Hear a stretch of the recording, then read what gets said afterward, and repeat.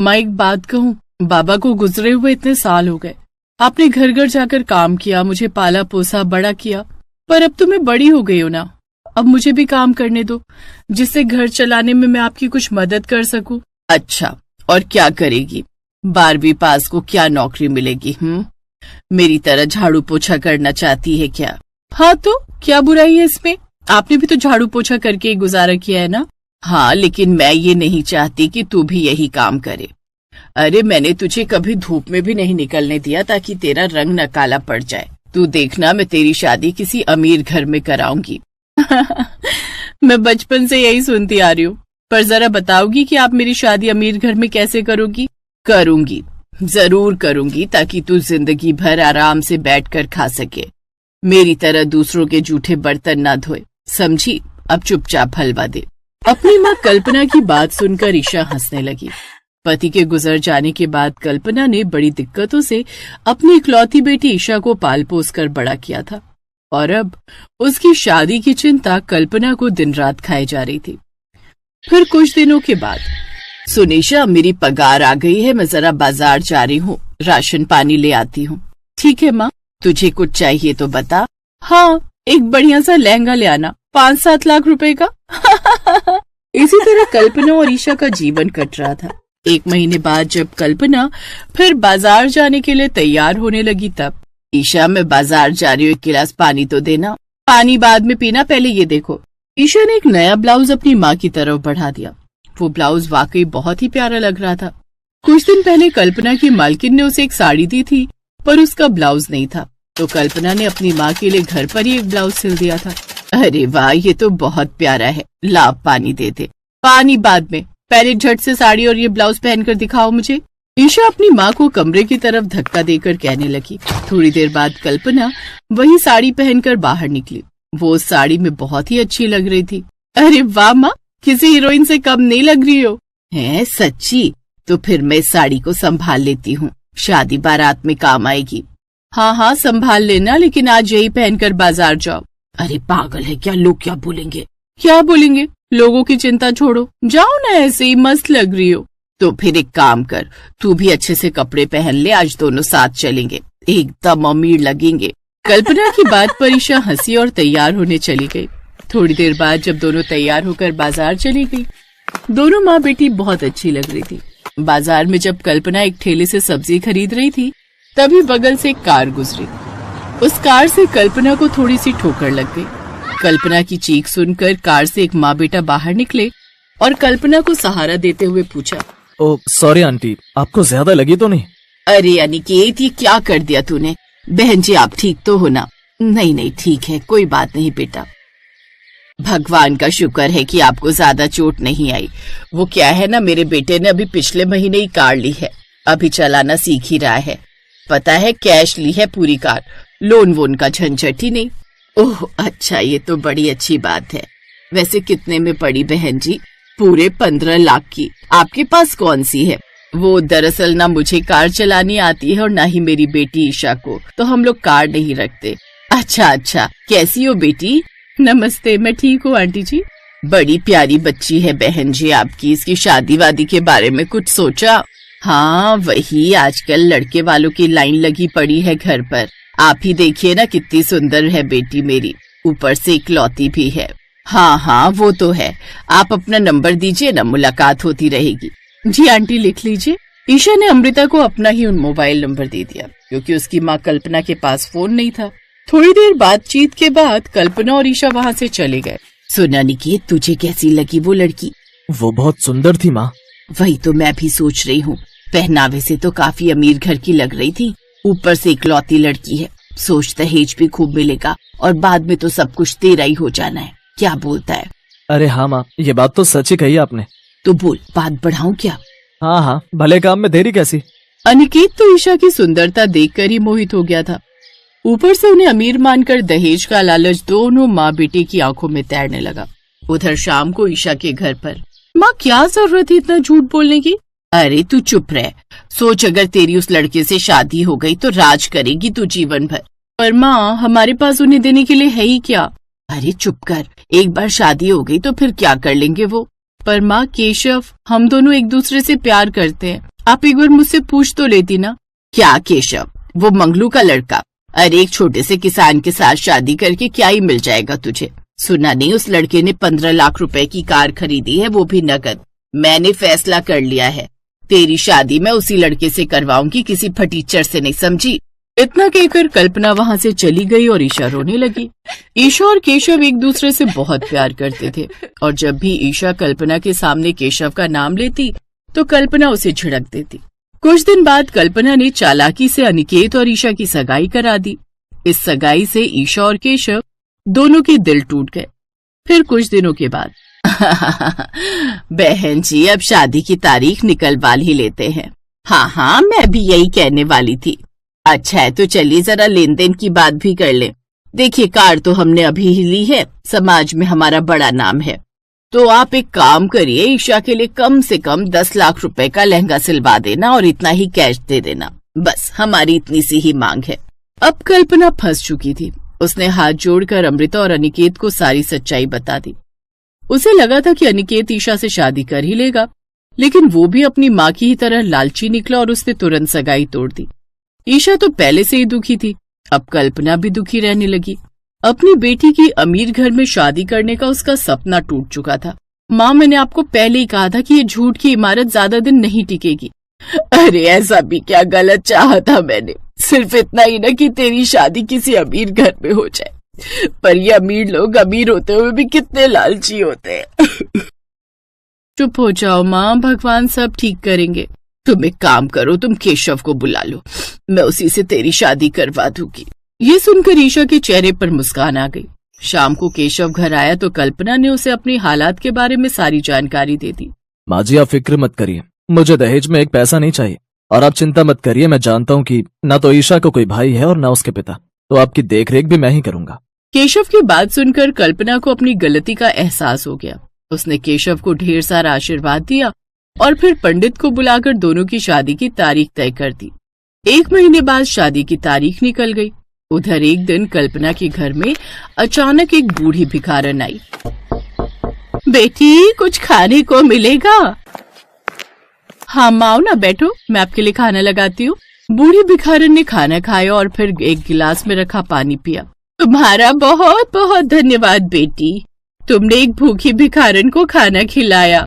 अरे कोई बात नहीं अम्मा, बस आप मेरी बेटी को आशीर्वाद दो, इसकी अगले महीने शादी है। अरे वाह बेटी, मैं तुम्हें आशीर्वाद ही दे सकती हूँ, कोई उपहार नहीं। हाँ, लेकिन एक बात कहनी थी। हाँ कहो ना अम्मा। तुम्हारे कुएं का पानी थोड़ा खारा है, इसे थोड़ा सा और गहरा करवा लो और हो सके तो अपनी बेटी की शादी से पहले, ताकि सारे मेहमान मीठा पानी पी सके, और फिर देखना सब ठीक हो जाएगा। जी अम्मा। ये बात कहकर बूढ़ी भिखारन वहाँ से चली गई। उधर ईशा ने ये बात केशव को बताई तो केशव अपनी कुदाल लेकर कुआं गहरा करने आ गया। उसने कुएं में उतरकर खुदाई शुरू की, तभी उसकी कुदाल किसी चीज से टकराई। उसने मिट्टी हटाई तो देखा कि नीचे सोने के सिक्कों से भरा एक मटका था। उसे देखते ही चमत्कार हो गया, चमत्कार। वो कोई भिखारन नहीं थी, वो तो साक्षात देवी माँ थी। अब मैं अपनी बेटी की शादी धूमधाम से करूंगी। अमृता ने उनमें से कुछ सिक्के बेचकर ईशा के लिए 10 लाख का लहंगा बनवाया और एक बहुत महंगी कार खरीदकर केशव को दी। माँ जी, मुझे इतनी महंगी कार की जरूरत नहीं है। तुम्हें नहीं है पर हमें तो है। अरे भाई, 10 लाख का लहंगा पहनकर मेरी बेटी 20 लाख की कार में तो बैठेगी ही ना। और हाँ, जरा वो अमृता के घर भी चलना है, मिठाई देकर आते हैं। अमृता और अनिकेत नई कार और खास तौर पर ईशा का लहंगा देखकर हैरान थे और अपनी किस्मत को कोस रहे थे। वहीं ईशा और कल्पना की खुशी का ठिकाना नहीं था। दोनों का सपना जो पूरा हो गया था।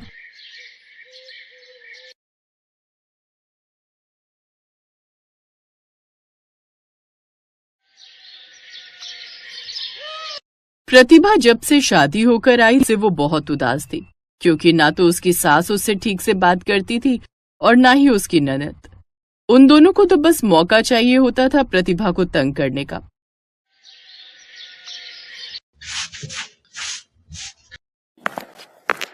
क्या बात है मम्मी, आज तुम रसोई में बर्तन कर रही हो? काम वाली नहीं आई क्या? नहीं बेटा, वो तो गांव चली गई है, काम छोड़ दिया है उसने। अब क्या करूं, बहू तो सुबह जल्दी उठती नहीं है, और अगर उठ भी जाए तो उठते ही वो अपने सिलाई के काम में लग जाती है। अब तुझे भी तो ऑफिस जाना है और सलोनी भी आजकल यहीं आई हुई है। जब तक बच्चे की डिलीवरी नहीं हो जाती वो भी कोई काम नहीं कर सकती घर का, इसीलिए अब ले देकर मैं ही बची हूँ इस घर का काम करने के लिए। सोचा पहले बर्तन कर लेती हूँ और एक तरफ तेरे लिए टिफिन पैक कर दूंगी। तो दूसरी काम वाली रख लो माँ। दूसरी काम वाली इतनी आसानी से कहाँ मिलती है बेटा, बहुत लोगों से कह दिया है, अब कोई भेजेगा तभी तो, तब तक तो मुझे ही करना होगा। रुको मैं प्रतिभा को बुलाता हूँ। आप अकेले कब तक कितना करोगी? रहने दे बेटा, क्यों तंग कर रहा है, वो लगी हुई होगी अपनी सिलाई करने में। आपने बुलाया मुझे? प्रतिभा तुम्हें पता है ना कि मम्मी अकेले किचन में लगी हुई है, काम वाली नहीं आई है, तो तुम्हें अपनी सिलाई का काम छोड़कर मम्मी की हेल्प करनी चाहिए थी ना। वो मेरा ऑर्डर बहुत अर्जेंट था, शादी से पहले के ऑर्डर मेरे पेंडिंग चल रहे थे, इस वजह से वही पूरे कर रही थी। भाभी, आप अपने इन सस्ते से सूटों की सिलाई से इतने करोड़ों रुपए नहीं कमा रही हो जो आप घर के काम नहीं करोगी। वैसे भी अब आपकी शादी हो चुकी है, आप अपना ये सिलाई का काम बंद क्यों नहीं कर देती हो? या तो आप घर देख लो या फिर आप अपनी सिलाई का काम देख लो। सलोनी दीदी, मैं ये काम शादी से पहले से करती आ रही हूँ।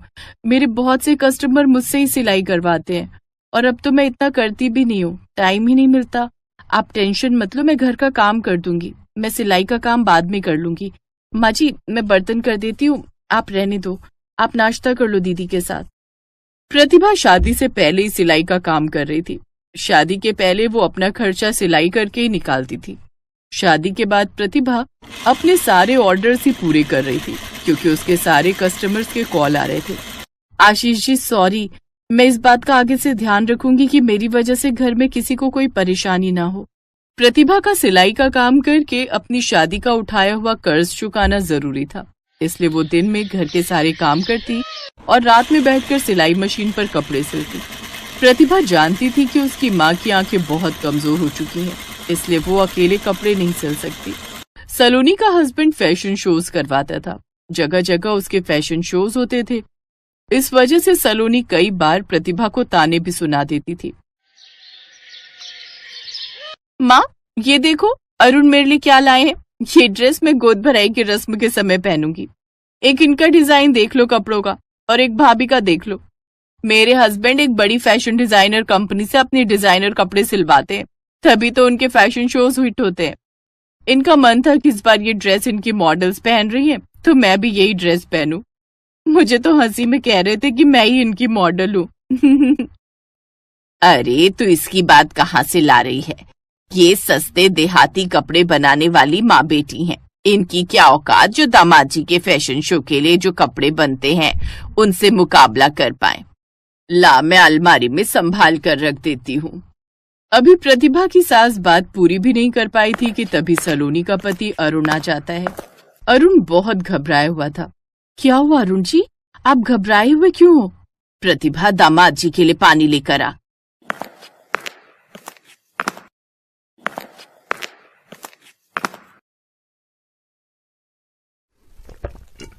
क्या हुआ दामाद जी, कुछ बताओ तो सही।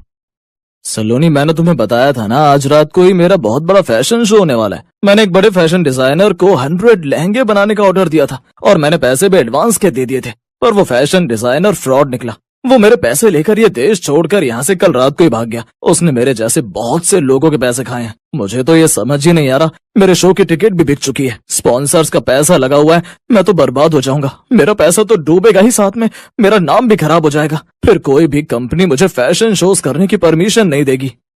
आपने पहले अच्छे से जांच पड़ताल क्यों नहीं की? मुझे भी समझ नहीं आ रहा कि अब कैसे होगा, मुझे तो घबराहट हो रही है। सलोनी, तू इस हालत में चिंता मत ले, तेरी तबीयत खराब हो जाएगी, कोई ना कोई रास्ता जरूर निकल आएगा। मैं अभी आशीष को फोन करती हूँ, शायद वो इस काम में थोड़ी मदद कर सके। मेरी आशीष से फोन पर बात हुई है, वो घर आ रहा है, पर मुझे कोई भी फैशन डिजाइनर कंपनी इतने कम समय में 100 लहंगे बनाकर नहीं दे रही। मैंने सबसे बात कर ली है। अरुण जीजू, आप टेंशन मत लो, मैं 100 लहंगे तैयार करूंगी। अभी 10 बजे हैं, आप अपनी मॉडल्स को तैयार रखिए, वो मेकअप वगैरह करके रेडी रहेंगी। मैं जैसे जैसे लहंगे तैयार करती जाऊंगी, आप मॉडल्स को देते रहना। पर प्रतिभा भाभी, क्या आप 100 लहंगे तैयार कर पाओगी? मुझ पर विश्वास रखिए जीजू, मैं कर लूंगी। आप बिल्कुल भी टेंशन मत लीजिए, सब अच्छा होगा। प्रतिभा ने उस दिन जो हिम्मत दिखाई वो सबकी नजरों में बहुत तारीफ के काबिल थी।